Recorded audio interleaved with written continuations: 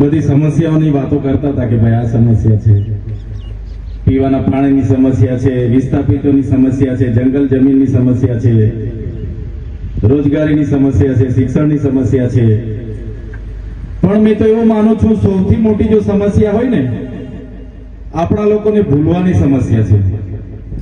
5 વર્ષે બધી સમસ્યા હોય, તલાટી નથી મળતો, સરપંચ નથી મળતો, ધારાસભ્ય જવાબ નથી આપતો, ઝૂંપડું નથી મળતું, પીવાના પાણીમાં નળમાં પાણી નથી આવતું, ચોખા નથી મળતા, બાળકના શિક્ષકો નથી મળતા, શિક્ષણ નથી સારું મળતું, રસ્તો નથી મળતો, અમને અમારી ખેતીની પાકના ભાવ નથી મળતા, દૂધના ભાવ નથી મળતા. 5 વર્ષ સુધી સમસ્યા સમસ્યા સમસ્યા સમસ્યા.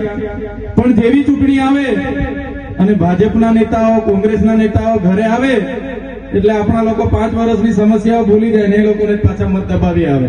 દબાવો છો કે નથી દબાવતા? બધું ભૂલી જવાનું, પાછો ભાજપ કમળનો બટન દબાવીને આવી જવાનું, પાછા 5 વર્ષ સમસ્યા લઈને બેસવાનું. થાય છે કે નથી થતું? એટલે આપણા લોકોની સૌથી મોટી સમસ્યા જો કોઈ હોય તો ભૂલી જવાની સમસ્યા છે. એટલે હવે સંબંધ અને શરમ તમારે છોડી દેવાની છે અને હવે તમારામાંથી હવે નેતાઓ તૈયાર થવું પડશે. અમે પરિવર્તન સભા એટલા માટે જ લાવ્યા છે.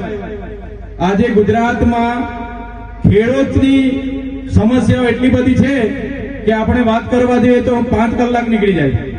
આ કર્મચારીઓની સમસ્યા એટલી બધી છે, આઉટસોર્સિંગ કર્મચારીઓની, ફિક્સ પગાર કર્મચારીઓની, જે સરકારી કર્મચારીઓ છે એમની પેન્શનની, એ કર્મચારીની સમસ્યા માટે 2-3 કલાક આપણે વાત કરવી પડે.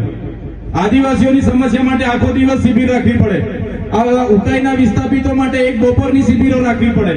સમસ્યાઓ એટલી બધી છે, પણ સમસ્યાનું મૂળ આગળ 50 વર્ષ સુધી કોંગ્રેસે શાસન કર્યું, હવે 30 વર્ષથી ભાજપનું શાસન છે.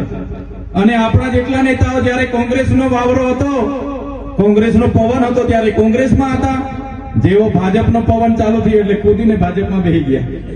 સાચી વાત છે કે ખોટી વાત છે? આપણા જ ગામના કેટલા નેતાઓ ધારાસભ્ય પણ કોંગ્રેસમાંથી હતા, આજે ભાજપમાં જતા રહ્યા. આજે ભાજપના જિલ્લા પંચાયતના પ્રમુખ 10 વર્ષ પહેલા કોંગ્રેસમાં હતા, આજે ભાજપમાં જઈને જિલ્લા પ્રમુખ બની ગયા.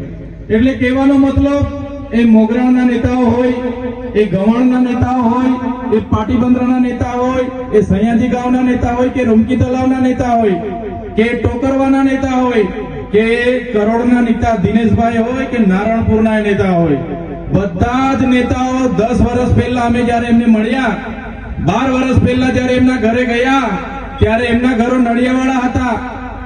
અહીંના જે નેતાઓ છે એ પેશન ગાડી લઈને ફરતા હતા, મોગરાના નેતાઓ પેશન ગાડી લઈને ફરતા હતા, ગવાના નેતાઓ બોલેરો લઈને ફરતા હતા.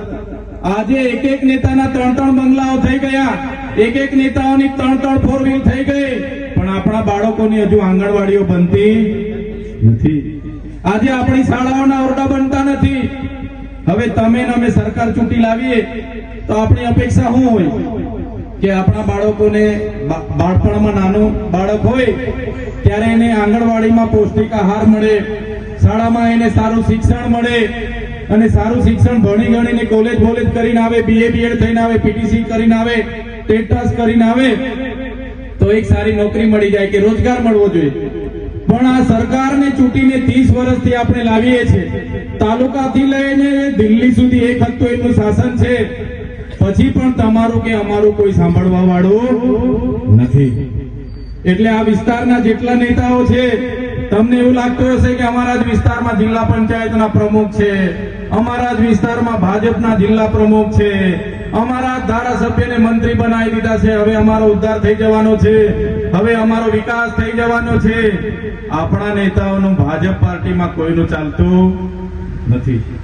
ભલે મંત્રી બનાવી દેશે પણ મંત્રી તંત્રીનું પણ એમનામાં ચાલવાનું નથી. તમે જોઈ લેજો, રમતા રમતા 2 વર્ષ પૂરા થઈ જશે અને પાછા તમારી વચ્ચે આવશે અને કહેશે હજુ મને 5 વર્ષ આપો, મારે તમારો વિકાસ કરવાનો છે. ભાઈ, તમારી સરકારને 30 વર્ષ આપ્યા છે, હજુ કેટલો અમારો વિકાસ કરવાનો છે? સાથીઓ, એવો તો કેવો વિકાસ આ લોકોએ કર્યો છે કે આજે ગુજરાતમાં 80% લોકો BPL છે.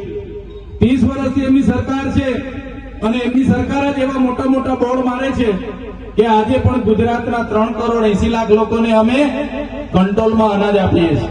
3,80,00,000 લોકોને હજુ કંટ્રોલમાં એ લોકો અમે અનાજ આપીએ છીએ, એટલે અમે વિકાસ કર્યો છે એવું કહેવા માંગે છે.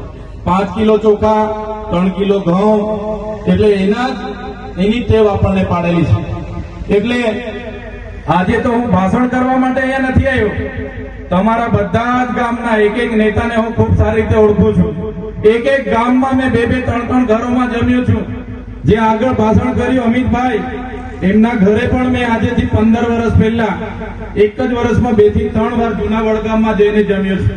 પાટીબંદરામાં આ જેમને આપણને જમીન આપી છે, એમને ખબર છે એમની આગળનું ઘર દેવીસિંહભાઈનું છે, એમના ઘરે કમસે કમ 5 થી 10 વખત જમ્યો છું. સયાજી ગામમાં જમ્યો છું, મોગરાણમાં જમ્યો છું, રૂમકી તલાવમાં જમ્યો છું, અહીંયા બાજુમાં ટાવરમાં જમ્યો છું, ધારેશ્વર મંદિરે અમે મીટિંગો કરી છે. કહેવાનો મતલબ કે આદિવાસીઓનો વિકાસ કેમ નથી થતો? કેમ આદિવાસી આજે ભણીને IAS IPS નથી બનતા? કેમ આદિવાસીઓને આજે સિંચાઈના પાણી નથી મળતા? કેમ આદિવાસીઓને આજે જંગલની જમીનો નથી મળતી? એ બધા પ્રશ્નોના નિરાકરણ માટે આ વિસ્તારમાં અમારો એક કામ બાકી નહીં હશે. તમામ ગામમાં અમે ફર્યા છે. કયા ભાજપના નેતા, કયા કોંગ્રેસના નેતા, એમની શું અપેક્ષાઓ છે, એ શું કરવા માંગે છે આપણા લોકોનું, એ શું વિચારે છે, બધા જ લોકોના અમારી પાસે અભિપ્રાય છે. ટોકરવાની તમારી મચ્છી મંડળી હોય, પાટીબંદરાની મચ્છી મંડળી હોય, નારણપુરની મચ્છી મંડળી હોય, કે એ ગામોના આગેવાનો હોય, મોહિનીના આગેવાનો હોય, બધા જ ગામોના, એ ચાહે કુઈદાના હોય, એ ચાહે કળદના હોય, કે એ ચાહે ફૂલવાડીના હોય, એ ચાહે છાપટીના હોય, એ ચાહે પેથાપુરના હોય, એ ચાહે જૂની કાછલીના હોય, એ ચાહે બાબરઘાટના હોય, એક એક ગામમાં કયો નેતા શું કરે છે, આપણા લોકોની શું પરિસ્થિતિ છે, એનો એક એક ડેટા અમારી પાસે છે. એટલે આજે હું તમને કહેવા માટે આવ્યો છું, તમે જો મને સહકાર આપવા માટે તૈયાર હોય તો આવનારા દિવસોમાં તમારું પરિવર્તન લાવવા માટે અમે તૈયાર છે.